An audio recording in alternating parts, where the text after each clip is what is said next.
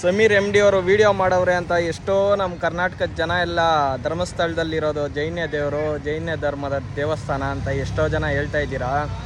ಅವ್ರಿಗೆಲ್ಲ ಒಂದೇ ಹೇಳೋಕ್ಕೆ ಇಷ್ಟಪಡ್ತೀನಣ್ಣ, ಇಲ್ಲಿರೋದು ಶಿವಲಿಂಗ. ಅವತ್ತಿಂದ ನಾವು ಶಿವಲಿಂಗ ಐತೆ ಅಂತೇಳಿ ಇಲ್ಲಿಗೆ ಬರ್ತಾ ಇದ್ದೀವಿ. ಇವತ್ತು ಅಷ್ಟೇ ನಮ್ಮ ಸನಾತನ ಧರ್ಮದ ಶಿವಲಿಂಗ ಐತೆ ಅಂತೇಳಿ ಬರ್ತಾ ಇರೋದು. ಅದು ಬಿಟ್ಟು ಯಾವುದೋ ಜೈನ ಧರ್ಮದ ದೇವರೈತೆ ಅಂತ ಇಲ್ಲಿ ಬರ್ತಾ ಇಲ್ಲ.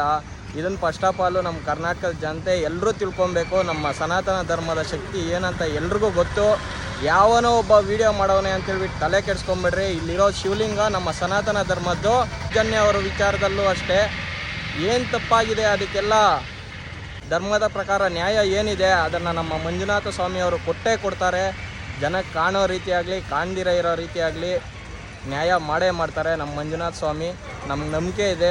ಯಾರೂ ಅಷ್ಟೇ ಹಾಗೆಲ್ಲ ಮಾತಾಡೋಕೆ ಹೋಗಬೇಡಿ. ನಮ್ಮ ಧರ್ಮ ನಮ್ಮ ಶ್ರೇಷ್ಠ. ಎಲ್ಲರೂ ಅಷ್ಟೇ ಇದನ್ನು ತಿಳ್ಕೊಂಡ್ರಿ. ಏನಿವತ್ತು ಸಾಕ್ಷಿ ಎಲ್ಲ ಹಾಳಾಗಿದೆ ಅಂತ ಜನ ಎಲ್ಲ ಅಂದ್ಕೊಳ್ತಾ ಇದ್ದೀರಾ. ದೇವರು ನ್ಯಾಯ ಕೊಡುವಾಗ ಸಾಕ್ಷಿ ಅವಶ್ಯಕತೆನೇ ಇಲ್ಲ. ಎಲ್ಲರೂ ತಿಳ್ಕೊಳ್ಬೇಕು ಇದೊಂದು ವಿಚಾರನ.